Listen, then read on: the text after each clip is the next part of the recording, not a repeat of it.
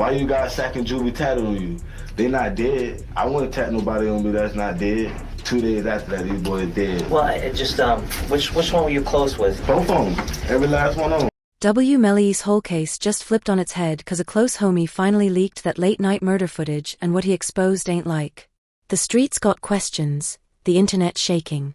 And this new clip, it might rewrite everything we thought we knew about that night. Let's get inside the details. The bombshell that just dropped. These leaked videos surfaced in November 2025 featuring Jacoby Mills, a close associate who was present that night, and they're giving us the most detailed insider perspective we've ever gotten on what really went down the night Sackchaser and Juvie got murked. But this ain't some grainy cell phone footage of the actual murders. This is raw, unfiltered interrogation tape that's got the streets talking and the internet going absolutely insane. I already know. My dead and gone. I already know what y'all here for. Well, it just, which one were you close with? Both of them. Every last one of them. Did you grow up with them?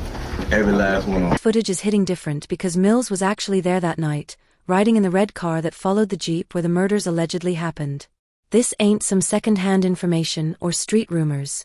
This is first-hand testimony from someone who was part of the crew, someone who knew all the players, someone who saw how the whole thing played out from the inside. But to understand why this footage is causing such a massive explosion across social media, we got to break down the foundation of this case that's been captivating the hood for over 6 years straight. This all started back on October 26, 2018 when two young rising rappers, Anthony YW Sackchaser Williams and Christopher YNW Juvie Thomas Jr. were found dead in a Jeep Cherokee at Memorial Hospital Miramar. Now YNW Melly, real name Jamal Demons, wasn't just some random dude in the streets. This was one of their closest homies, part of the same YNW collective that had been grinding together in the Florida rap scene, building something special from the ground up. These weren't enemies.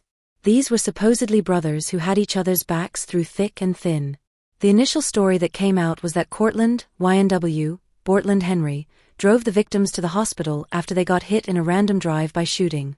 On the surface, it seemed like just another tragic case of young black men getting caught up in street violence, the kind of story that happens way too often in our communities. But as the investigation started peeling back the layers, the whole narrative began to fall apart faster than a house of cards in a tornado. The forensic evidence told a completely different story than what was originally reported. Instead of bullets coming from outside the vehicle like you'd expect in a autopsy, results showed that both victims had been shot from inside the Jeep. Not only that, but the bullet trajectories indicated the shots came from the exact seat where Melly was supposedly sitting. Let me break this down for y'all because this is where the case gets really wild. The prosecution's theory is that around 1 a.m. on October 26, 2018, 8 young men showed up at New Era Recording Studio in Fort Lauderdale to work on music. Nothing unusual about that. Studios stay busy with hungry artists grinding through the night trying to make something happen, but according to the leaked footage, the vibe was off from the jump that night. Mills describes everyone acting weird and not like their usual selves. Sackchaser was apparently being extra aggressive, slapping people for falling asleep during the session. The energy was toxic. The studio session wasn't productive, and by 3:19 a.m., everybody decided to call it a night and head home. Here's where the timeline gets crucial. The group split into 2 vehicles. 4 people got into a red Mitsubishi SUV, Trivion Glass, Dantavia Sithers, Jacoby Mills, and Adrian Davis.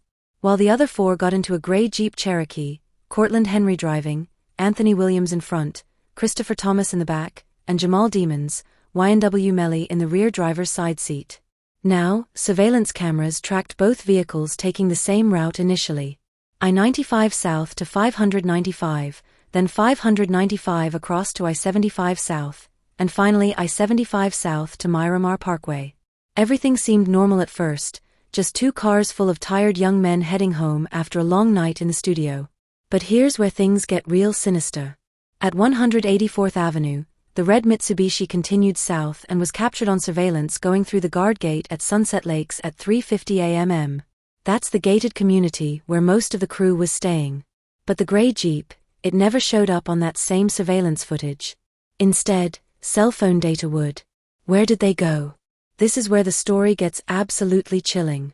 The Jeep traveled north on 184th up to Pines Boulevard, then west all the way to the edge of the Everglades, a desolate, dark area where there wouldn't be any witnesses to whatever was about to go down. The vehicle then went south on US 27 and turned left on Pembroke Road, which dead ends at a trash facility. According to cell phone data, it was at this isolated location at 4:02 a.m. that the murders allegedly took place. But here's the part that makes this case so absolutely wild. When police searched the entire stretch of Miramar Parkway where the drive-by was supposed to have happened, they found absolutely nothing.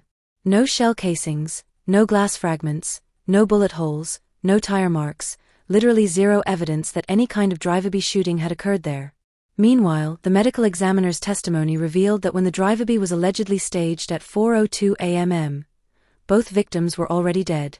The additional gunshot wounds that were consistent with external shooting were post-mortem, meaning they happened after the victims had already been killed by shots fired inside the vehicle.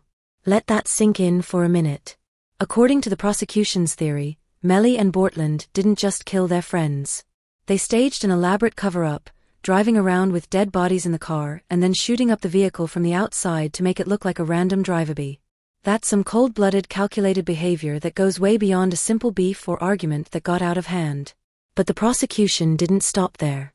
They presented Instagram DMs where someone asked Melly about the deaths and he allegedly replied, "I did that. SH." They also showed that Melly was connected to the G Shine blood set.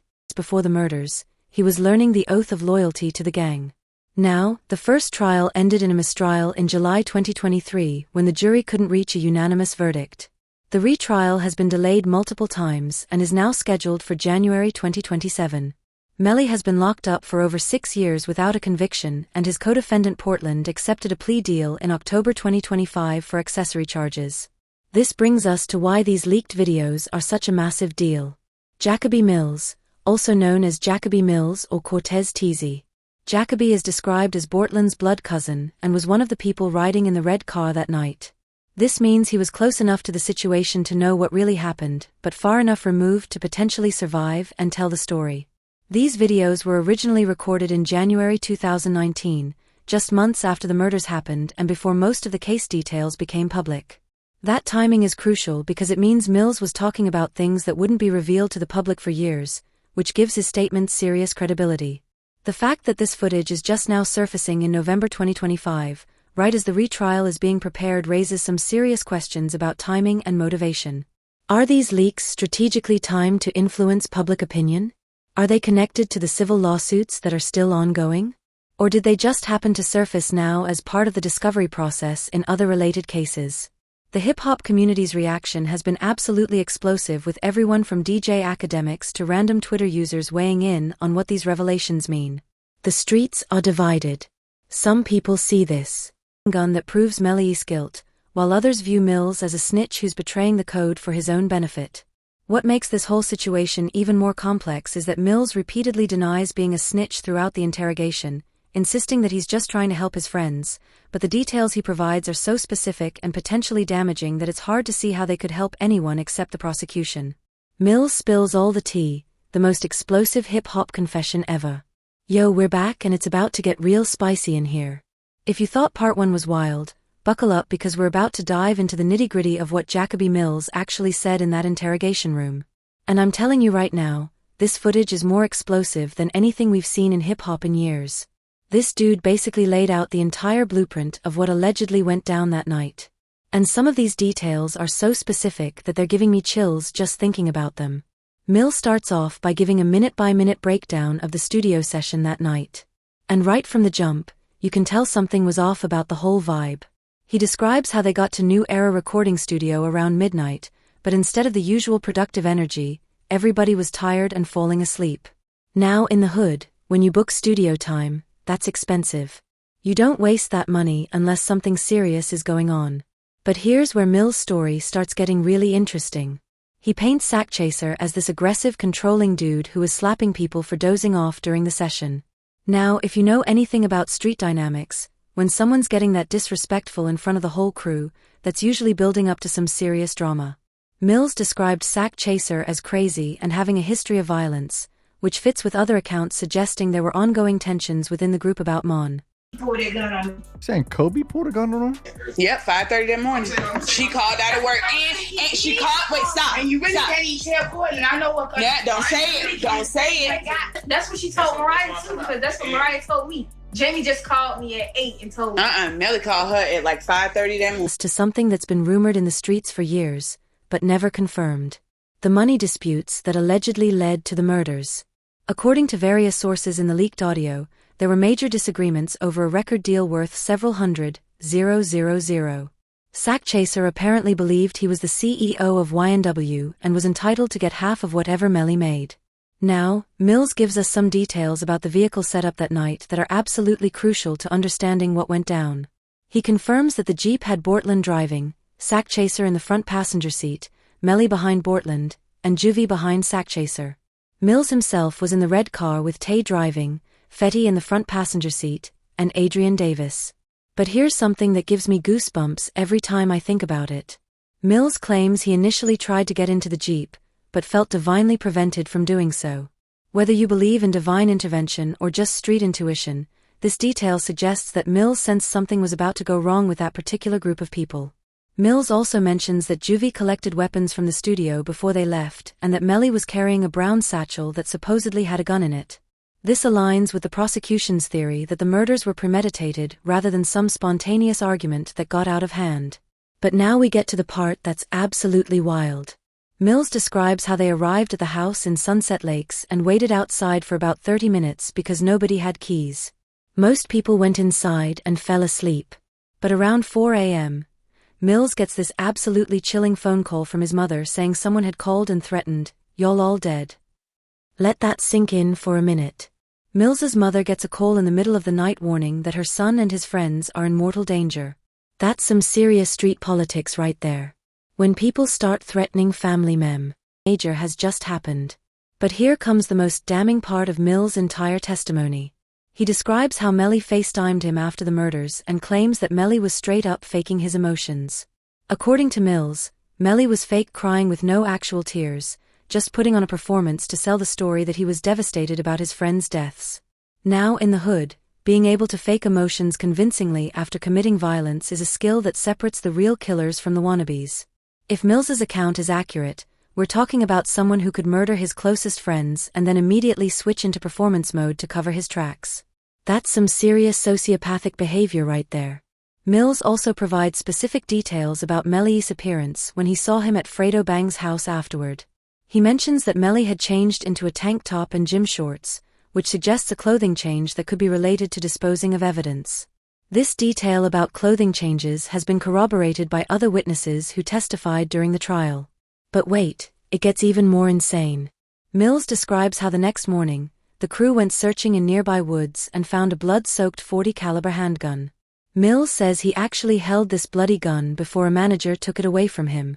He also mentions they were looking for a second weapon described as a Tech, probably a Tech 9, but never found it. This detail about finding weapons is huge because the prosecution has always said they never recovered the murder weapon despite extensive searches. Mills's account suggests that weapons were found and disposed of by the crew, which would explain why law enforcement never located them. Throughout all of this, Mills consistently says that Bortland wasn't really involved in the actual violence. He describes Bortland as someone who isn't living like that and wasn't capable of the kind of cold